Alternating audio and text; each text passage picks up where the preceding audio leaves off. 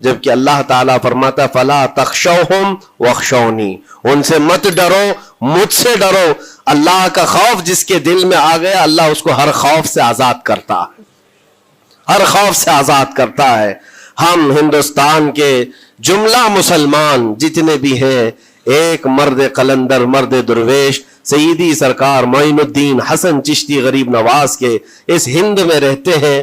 ظاہر سی بات ہے کہ ان کی سیرت ہم سب کے لیے ایک بہت بڑا مشعل راہ ہے، بہت بڑا نمونہ عمل ہے۔ آپ کو پتہ ہے غریب نواز کو ہند الولی کہا جاتا ہے، وجہ یہ ہے کہ ولی کا ہندوستان ہے، یہ نہیں ہے کہ ہندوستان کا ولی، بلکہ یہ پورا ہند ہی ولی کا ہے۔ دربار غریب نواز سے ہندوستان کو جوڑا گیا ہے، سلطان الہند بھی کہا گیا، سلطان الاولیاء بھی کہا گیا، لیکن جانتے ہیں ان کے آنے کا راستہ اتنا پیچیدہ تھا۔ وہ سن 583 کی بات تھی، 583 ہجری چل رہی تھی، جب آپ حرم کعبہ سے نکل کر مدینہ طیبہ جا رہے تھے۔ اس وقت آپ کی عمر تقریباً 45 سال کے آس پاس کی تھی، نہایت ہی عبادت گزار، تقوی شعار، 20 سال اپنے پیر و مرشد کی خدمت کر کے وہ حرم کعبہ میں پہنچے تھے۔ 20 سال کے بعد جب مسجد نبوی میں گئے تو عجیب سی کیفیت تھی، سلام کیا رسول پاک صلی اللہ علیہ وسلم کے دربار میں، تو جواب قبر انور سے یہ آیا وعلیک السلام یا معین الدین شیخ البر والبحر، اے معین الدین تجھ پر میری سلامتی ہو، اللہ کی سلامتی ہو جو خشکیوں کا بھی اور تریوں کا بھی تجھے امام بنایا گیا ہے۔ اور آواز یہ نبی کریم صلی اللہ تعالی علیہ وسلم کے دربار سے سننے والی آواز تھی۔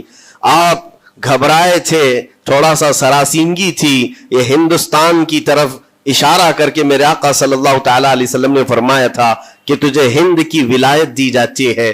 اس وقت تک سرکار غریب نواز کو نہ ہندوستان آنا کبھی ہوا تھا، نہ ہندوستان کے علاقوں کو آپ نے کبھی دیکھا تھا، کیونکہ سجستان جو یہاں سے کافی دور ہے، افغان کے قریب ایک علاقہ سنجر جہاں پر آپ کی ولادت ہوئی، وہاں سے نکل کر کے آپ نیشاپور میں آباد رہے، اس کے بعد 40 سال کے بعد حرم کعبہ اور حرم مدینہ میں رہے۔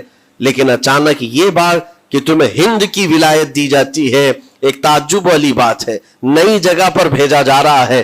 آپ دوبارہ شام میں نبی پاک صلی اللہ علیہ وسلم کے دربار میں حاضر ہوئے اور سلام پیش کرنے کے بعد، کیونکہ یہ خوشی کی بات تو سب کے لیے تھی کہ ہندوستان کو اللہ تعالیٰ ایک عظیم ولی بھیج رہا ہے، لیکن جس کو بھیجا جا رہا ہے وہ بے قرار تھا، بے چین تھا، کیونکہ نہ راستے پتہ ہے، نہ ملک کے حالات معلوم ہیں۔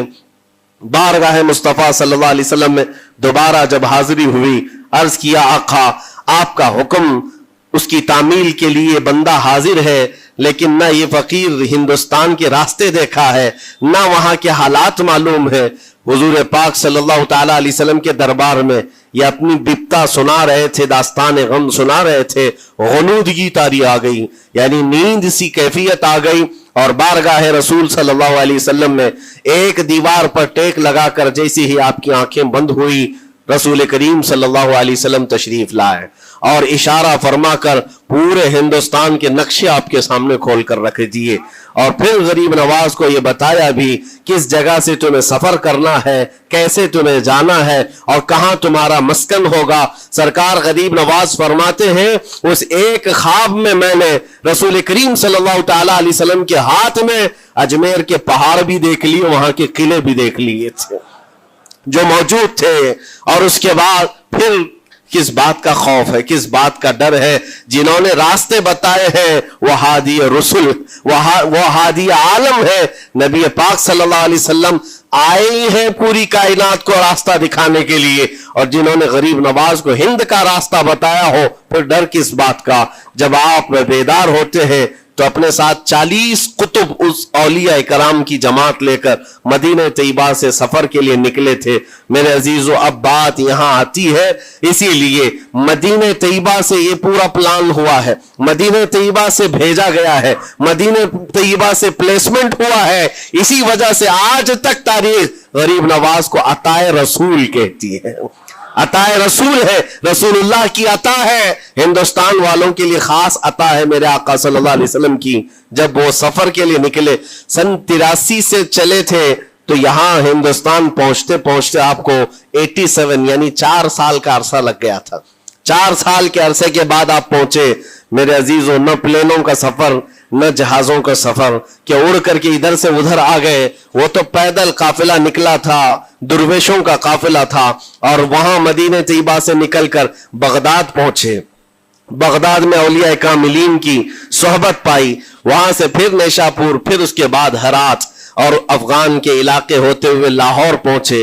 लाहौर में सरकार दाता गंज बख्श आलम रहमतुल्लाह ताला अलैह के दरबार में चिल्ला कशी फरमाई, वहां से दिल्ली पहुंचे।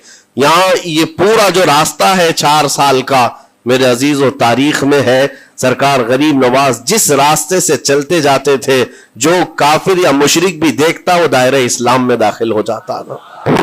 नूरे इलाही, नूरे वहदत का टुकड़ा आपकी जबीन अक़दस पर ऐसा चमकता था कि लोग जो आते वो फिर आपकी सोहबत से दूर कोई जाता नहीं था। दिल्ली में जहां आप आए, एक अजीब इत्तेफाक है, उस वक्त खांडे राव एक बड़ा राजा था, उसका किला था, उसके सामने ही आपने पड़ाव डाल लिया। सरकार गरीब नवाज रज़ियल्लाहु तआला अन्हु की ये दास्तान, ये तारीख, वहां पर आपने अपना पड़ाव डाल लिया। और इन बुत परस्तों के लिए बड़ा पेचीदा मसला था कि एक दुर्वेश आया है। एक बात मैं आपको बताऊं, ये जो तासुब आज फैला हुआ, ये जहर फैला हुआ, ये आज का नहीं है, ये बाप दादाओं के पुश्त में भी इनके मौजूद रहा है। इस्लाम और मुसलमानों के खिलाफ जहर मुशरिकीन के दिलों में, ये बहुत पुरानी चीज है, नई नहीं है, बहुत पुरानी चीज है।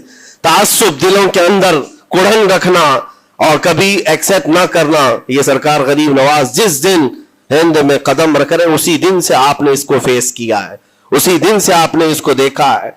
और वहां पर खांडे राव की जमात ने बहुत कोशिशें की कि ये दिल्ली में दाखिल हुआ, यहीं से इनको खत्म कर दिया जाए, निकाल दिया जाए। लेकिन अजीब इत्तेफाक यह है कि ये जो जमात आई थी सरकार गरीब नवाज के साथ, न इनके हाथों में तलवार है, न भाले हैं, न चाकू है, न छुरी है, ये तो गुदड़ियां पहनी हुई दुर्वेशों की जमात थी। गुदड़ियां पहनी हुई दुर्वेशों की जमात जो झोले में सूखी रोटी रखते थे और पानी में भिगोकर खा लिया करते थे। इनके पास न कोई हथियार है, न कोई सामान है, हर सामान जंग है। इनको निकाला जाए तो किस बात से निकाला जाए, हिम्मत भी ना होती थी। यहां तक कि जो आपको वहां से जाने की बात करने के लिए आता था, थोड़ी देर महफिल में बैठता और खड़ा रहता और कलमा पढ़कर फिर मुशर्रफ ब इस्लाम हो जाता। दिल्ली के अंदर एक दिन के अंदर 1000 लोग इस्लाम में दाखिल हुए थे। सरकार गरीब नवाज रज़ियल्लाहु तआला अन्हु ने तलवार से इस्लाम में दाखिल नहीं किया है, ना ही किसी को डरा धमका करके। वो सूखी रोटी खाने वाले किस बात से डराते लोगों को? उनके पास कौन सा एटम बम था?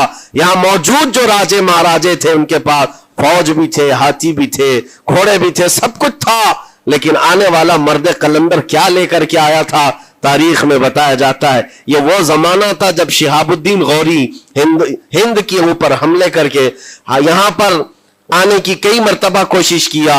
ये अफगान का बादशाह था शिहाबुद्दीन गौरी, जब हिंदुस्तान पर कई मर्तबा हमले करके नाकाम लौट रहा था, बीच रास्ते में इन फकीरों की जमात से बादशाह की जमात की मुलाकात हो गई। सिपाही जा रहे थे शिकस्त खाकर और ये दुर्वेशों का काफिला इधर आ रहा था। देखा पहचानी सी सूरतें लगती हैं, जाकर के एक सिपाही ने पूछा, बाबा आप लोग कहां जा रहे हैं? तो बाबा जो जमात में आ रहे थे उन्होंने कहा हिंदुस्तान फतह करने जा रहे हैं। बड़ी बात है, गुदड़ियां पहने हुए, पैबंद लगे कपड़े हैं, झोलियां लटकाए हैं। और उसने देख करके कहा मारा सिपाही ने, कहा ये देखते हो हमारे बादशाह की फौज है, इसमें हाथी घोड़ों की तादाद देखो, जरा सामान जंग तो देखो, इसमें नेज़े तलवारों की छनक तो देखो, और आप ये चंद फकीरों की जमात लेकर हिंद फतह करने की बात कर रहे हैं। तब सरकार गरीब नवाज के कानों में आवाज आई तो आपने कहा उससे कह दो फर्क यही है, तुम जब लड़ने के लिए जाते हो तो यही हाथी घोड़े और तलवारों के भरोसे जाते हो, मोइनुद्दीन सिर्फ अल्लाह और उसके रसूल के भरोसे जा रहा है। हमारे पास जो ताकत है वो अल्लाह और उसके रसूल के साथ होने की ताकत है।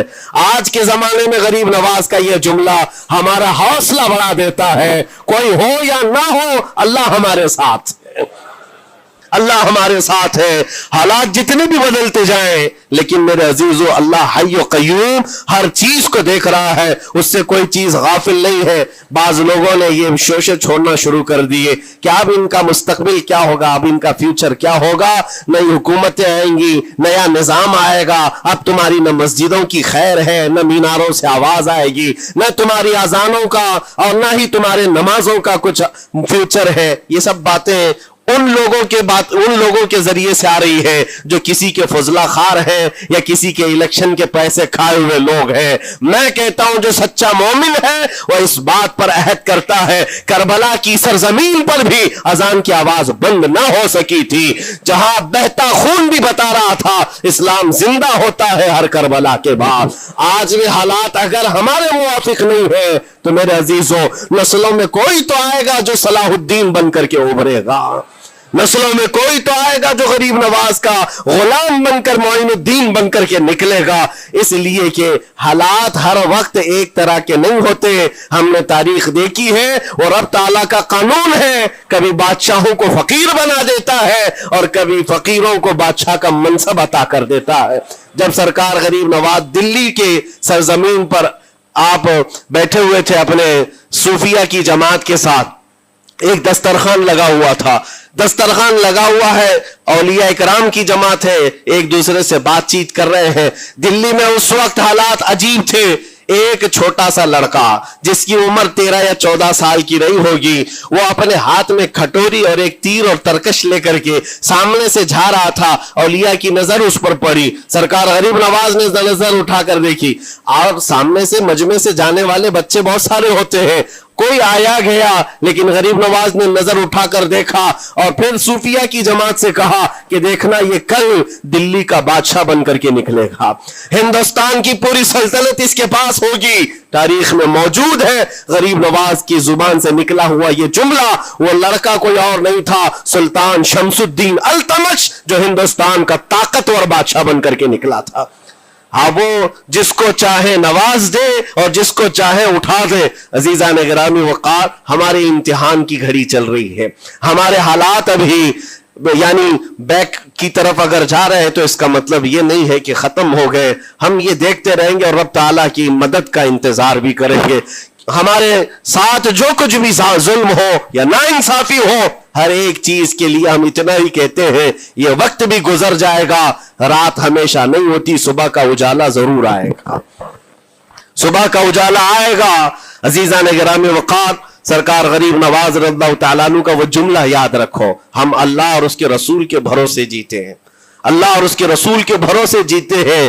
طاقتیں, قوتیں یا تخت و تاج ہمارے مخالف ہو جائے تو یہ نئی بات نہیں ہے, اسلام کے ساتھ یہ ہر بار ہوتا رہا ہے, اس سے پہلے بھی ہوا ہے.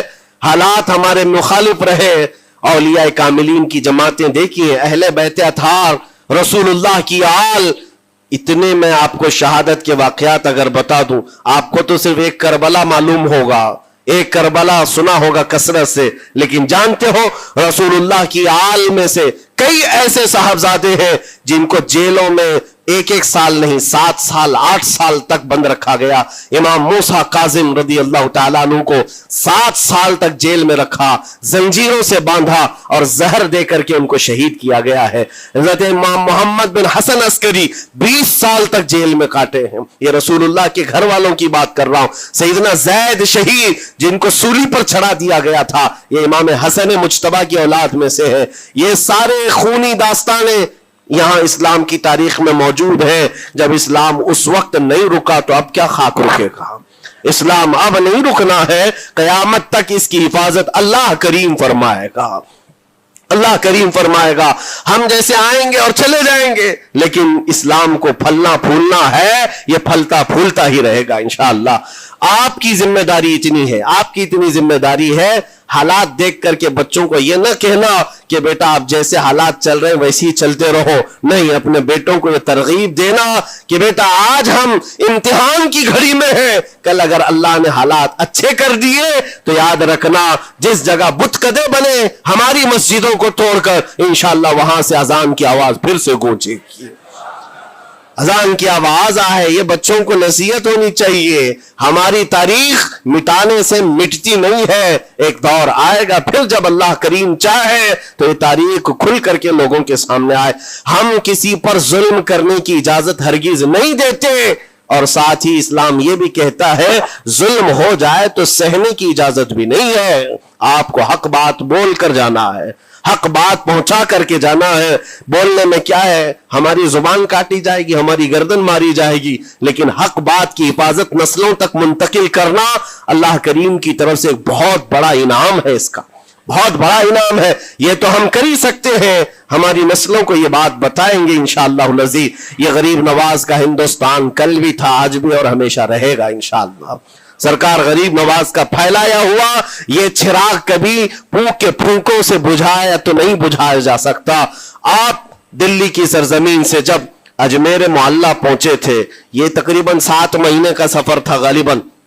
اس سفر کے دوران کئی ہزار لوگ اسلام میں داخل ہوئے تھے، اور آپ کو اس کے بعد کی تاریخی حالات معلوم ہے۔ جادوگروں نے مقابلہ کیا، راجوں مہاراجوں نے، بادشاہوں نے مقابلہ کیا، اور فوج نے مقابلہ کیا، نہ جانے کتنے لوگ۔ ایک بار تو ایسا ہوا کہ انا ساگر کے اس پہاڑی پر آپ ذکر میں مشغول تھے، راجے نے کئی مرتبہ یہ سوچا کہ ان کو مار کر کے یا کسی طرح سے بھگائیں، لیکن جب نہیں ہوا تو راجہ سے کسی نے کہا یہ منتر والا کوئی فقیر ہے، اس کا توڑ منتر والے سے ہی ہوگا۔ تو اس وقت جو بہت بڑا ان کا ایک منتر جاپ کرنے والا پجاری تھا، اس وقت اس تاریخ میں اس کا نام رام دیو بتایا گیا ہے، یہ والا نہیں ہے، اس زمانے کا تھا۔ اور اس کو راجہ نے جا کر کہا، وہ کبھی کسی سے مقابلے کے لیے آیا نہیں تھا، اس نے حامی بھر لی کہ ہاں ٹھیک ہے، میں جاؤں گا، دیکھتا ہوں کون فقیر آیا ہے ہماری اس دھرتی پر، اور میں جاپ کروں گا، اگر جادو ہے تو جادو سے میں کاٹ دوں گا۔ اس نے تقریباً اپنے ساتھ 400 یا 500 پجاریوں کو لیا، اور جب وہ آیا تو سرکار غریب نواز کے ساتھ 2 خادم تھے، آپ کے ساتھ صرف 2 خادم بیٹھے ہوئے تھے۔ کہا کہ حضور بہت بڑا مسئلہ ہے، پجاریوں کا جادو ہم پر حملہ آور ہے، ان کا جادوگر حملہ آور ہے، اور مقابلے کے لیے وہ لوگ میدان کے قریب آ چکے، پہاڑ کے نیچے ہیں، آپ اپنے چلہ گاہ سے اٹھتے ہیں جہاں پر آپ عبادت کر رہے تھے۔ کہا ٹھیک ہے ہم جاتے ہیں، اور اس کے بعد سرکار غریب نواز نے کہلا بھیجا اپنے خادم سے، کہو کہ وہ اپنا منتر پڑھیں، ہم اپنا منتر پڑھیں، وہ اپنا منتر پڑھیں جو بھی ان کے جادو کا ہے۔ اب جب وہ پنڈت نے، پجاری نے دیکھے بغیر اپنے سارے پجاریوں سے کہا کہ جیسے ہی وہ درویش آئے گا، وہ فقیر آئے گا، ہمارا یہ منتر ہے، یہ پڑھنا، وہ آگ میں بھسم ہو جائے گا، دنیا دیکھے گی۔ سبوں نے کہا ٹھیک ہے، لیکن ابھی کسی نے دیکھا نہیں تھا، لیکن جیسے ہی وہ اپنی جھوپڑی سے یہ مرد قلندر جلوہ رسول لے کر کے نکلا تھا، جمال رسول لے کر نکلا تھا، بیٹا ہے کس کا؟ حسن و حسین کا بیٹا ہے، فاطمہ زہرا کا بیٹا ہے۔ جیسے ہی باہر آئے، وہ منتر جو سکھایا گیا تھا سب کے قریب قریب آئے، 400 لوگوں نے وہ غریب نواز کی پیشانی کو دیکھ کر منتر پڑھنا شروع کیا۔ اور منتر کیا تھا؟ ان کی زبان سے لا الہ الا اللہ، لا الہ الا اللہ، لا الہ الا اللہ۔ لوگوں نے کہا یہ ادھر کیسے آ گیا کلمہ؟ اور جا کر اس رام دیو سے کہا گیا، اس نے کہا کہ یہ 400 کے 400 لوگ تو کوئی اور ہی کلمہ پڑھ رہے ہیں، کوئی اور ہی کلمہ پڑھ رہے ہیں۔ وہ اتر کر کے آیا ہاتھی کے کجاوے سے نیچے، اور سرکار غریب نواز کو دیکھا تو اس نے کہا یہ جھوٹ نہیں کہہ رہے، میں بھی وہی پڑھتا ہوں جو یہ پڑھ رہے ہیں۔ آپ کو تاریخ میں پتا ہو کہ اس کا نام سرکار غریب نواز نے شادی دیو رکھا اور اپنے مریدین میں شامل فرمایا، اور زندگی بھر سرکار غریب نواز کے خلفاء میں اور آپ کے خادموں میں شامل رہا۔ یہ تلوار سے اور چاقو بھالے نیزے سے نہیں کیا گیا تھا، وہ نور مصطفیٰ کی جلوہ گری تھی۔ جہاں نظر اٹھایا وہاں کے دلوں کی کالک کو دور کر کے ان کے دلوں کو بھی روشن فرما دیا تھا۔ آج ہم بھی یہی تمنا کرتے ہیں، اجمیر اسی لیے جاتے ہیں کہ ایک نظر ہم غریبوں پر پڑ جائے اور دل کا کالک اور دل کی کالک نکل جائے اور پھر دل چمکنے لگ جائے، کیونکہ اللہ کے ولیوں کی نظر جہاں پڑتی ہے وہ جگہ بھی روشن اور تابناک ہو جایا کرتی ہے۔ مولا کریم سرکار غریب نواز کی نسبتیں زندگی بھر ہمارے ساتھ قائم و دائم رکھے۔